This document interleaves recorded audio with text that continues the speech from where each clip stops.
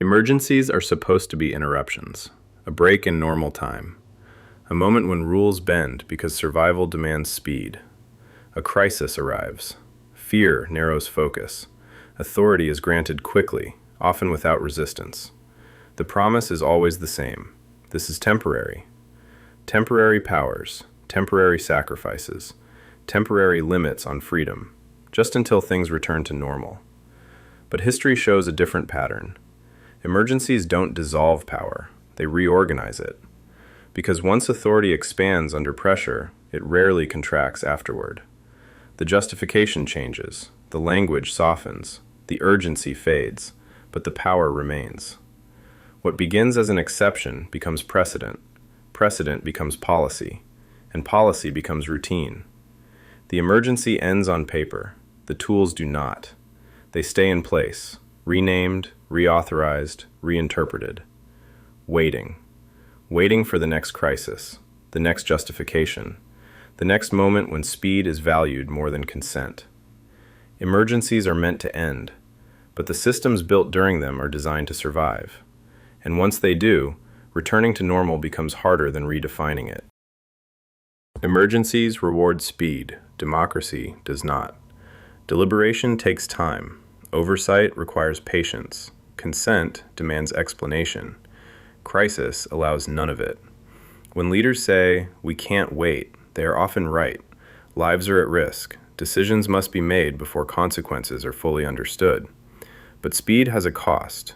In emergencies, authority shifts toward whoever can act fastest. Debate is framed as danger. Opposition becomes delay. Hesitation is treated as irresponsibility. The systems designed to slow power down are bypassed, not abolished, just postponed. Committees are sidelined, rules are suspended, approvals are retroactive. And once a system learns it can move without resistance, it remembers. Shortcuts stop being temporary, they become efficient, they become familiar. The machinery adapts to this new tempo, faster decisions, less friction, more centralized control.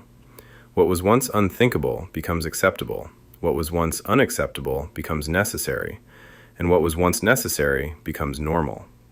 Emergencies do not erase democratic process. They teach power how to function without it. And power, once trained to move quickly, rarely chooses to slow down again. History shows a consistent pattern. We surrender rights for safety. The logic is simple.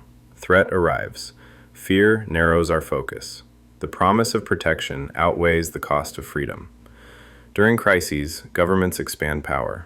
Censorship, surveillance, curfews, restrictions, always framed as temporary, always justified as necessary. But temporary rarely means fleeting.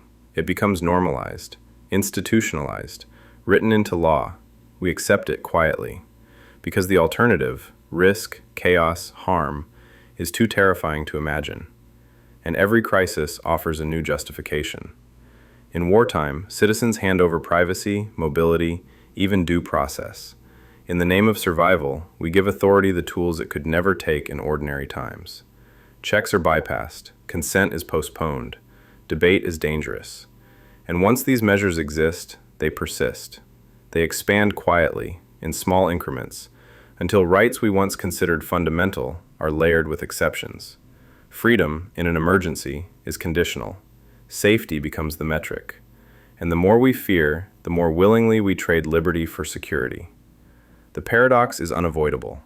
The very tools that promise protection are the ones that slowly redefine the boundaries of our freedom.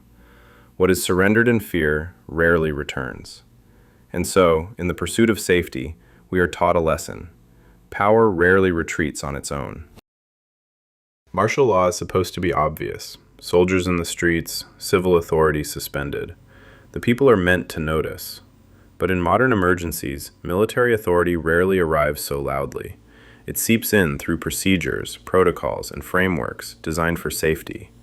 Disaster response, civil defense, checkpoints, curfews. These are the soft edges of martial law. The uniforms are familiar. The public is reassured. The effect is the same, but the perception is different.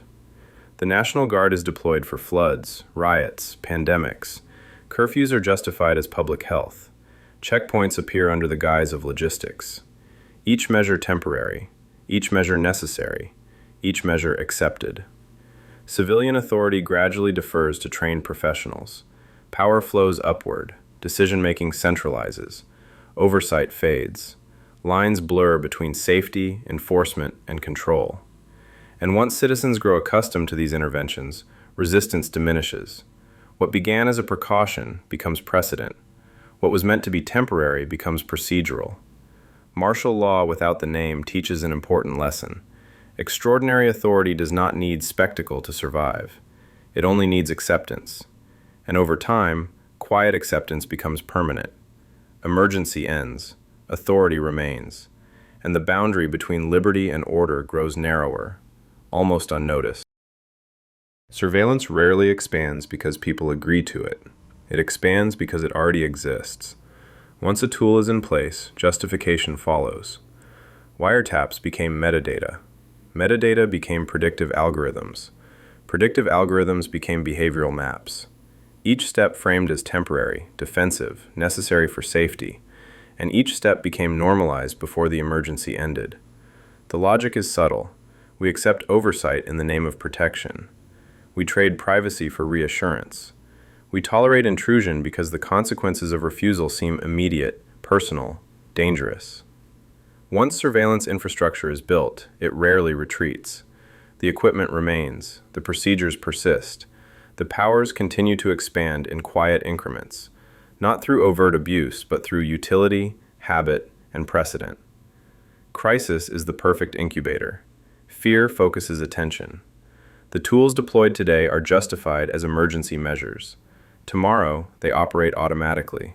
The day after, they are invisible. We are taught that transparency is conditional, that privacy is negotiable, that safety is paramount. And when the next crisis arrives, these systems are already in place, ready to be scaled, repurposed, extended. Once surveillance infrastructure exists, it never truly goes away. It only grows. Emergency ends, the systems remain, and the boundaries of what is watched, known, and controlled quietly expand. Legislatures debate, executives act. In emergencies, this imbalance is amplified. Emergency declarations allow leaders to bypass ordinary processes. They can redirect funds, issue orders, suspend regulations, and reinterpret laws. Initially, these powers are limited, temporary, exceptional. But each extension teaches the system something. Speed is rewarded, hesitation is punished. Extraordinary authority becomes routine. Orders once controversial are accepted. The exceptional becomes ordinary. Checks are delayed, oversight deferred, debate postponed. Leaders rarely lose power for acting broadly. They often gain approval for acting decisively. Risk lies in inaction, not excess. The system itself rewards accumulation. What begins as a tool for crisis management slowly defines the limits of normal governance. Procedures meant to respond temporarily are codified. Emergency powers, once unusual, become default options for decision-making.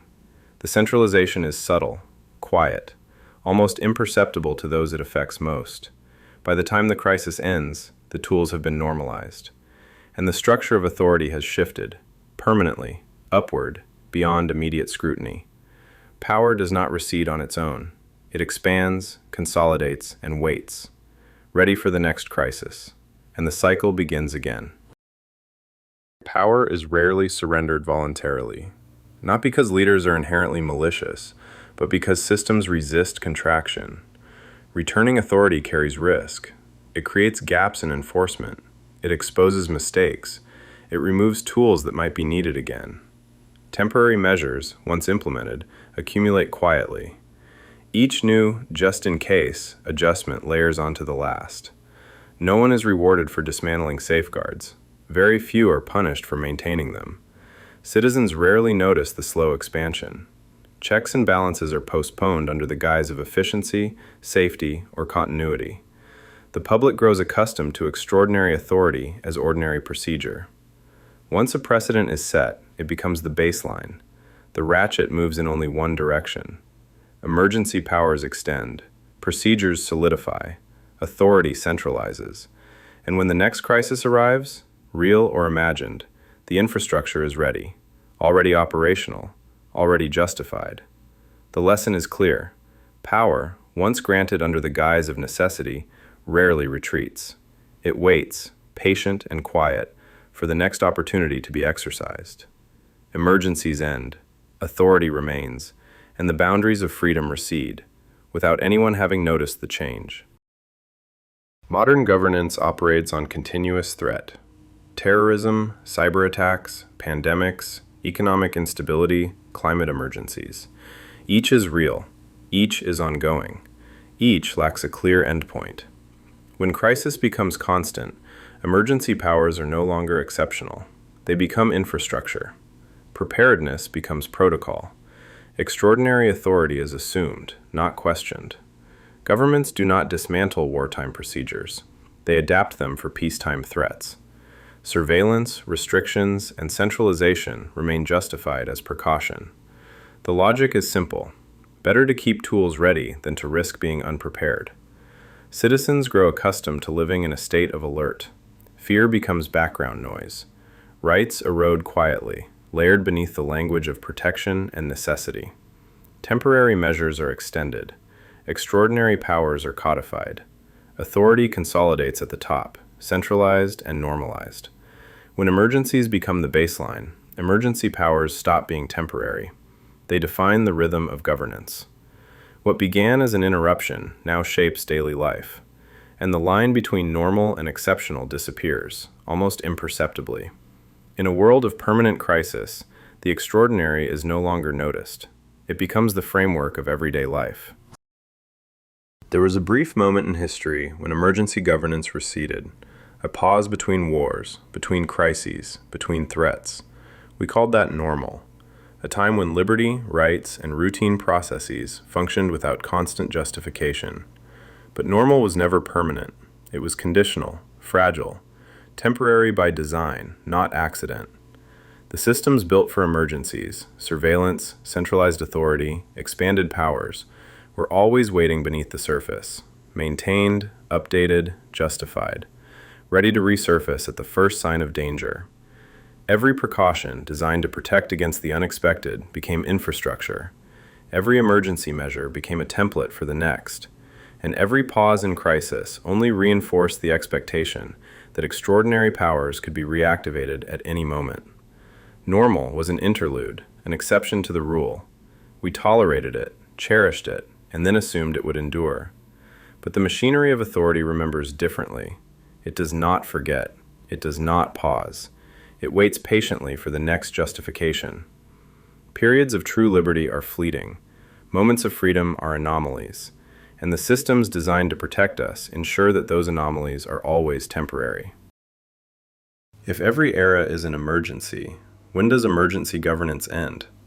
If powers are only ever expanded, never returned, what does accountability mean? We are told the extraordinary is temporary. We are promised that liberty will be restored. But history whispers a different story. Extraordinary authority does not vanish. It waits. It grows. It consolidates quietly, in small increments, in the spaces between crises.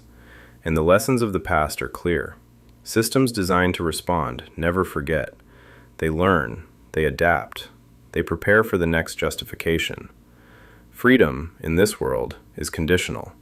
Safety becomes the measure of value. Consent is negotiable. And the line between order and control recedes, almost unnoticed. The emergency ends. The threat fades. The powers remain. History does not ask permission. It records patterns. And patterns, once established, have a way of repeating over and over and over again. The question is not whether the emergency will end. The question is, when it does, who will notice what has already been taken?